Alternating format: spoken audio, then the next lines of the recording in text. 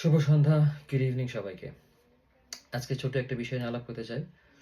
Perfume কেনার ব্যাপারে। আমাদের অনেকেই হয়তো বিষয়টা জানি, যারা পারফিউম লাভার, যারা রেগুলার পারফিউম ব্যবহার করি বা কিনি আমরা সবাই জানি। বেশিরভাগই জানি। সবাই বলব না। তো যে জিনিসটা আমরা খেয়াল করতে পারি সেটা হলো কনসেনট্রেশন লেভেল। কনসেনট্রেশন লেভেল বলতে আমরা যেটা বুঝি, অয়েল আর অ্যালকোহলের পরিমাণটা একটা পারফিউমে কতটুকু থাকে।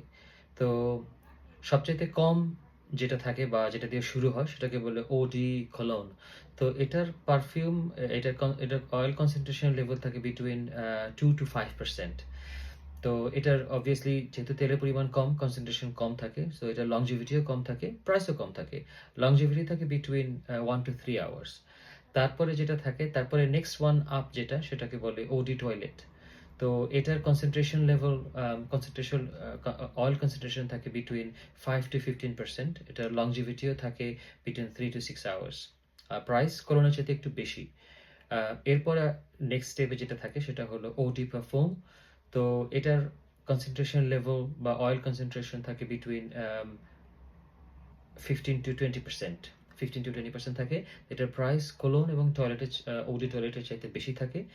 লংজিভিটিও বেশি থাকে, 8 to 10 আওয়ার্স থাকে অ্যাপ্রক্সিমেটলি।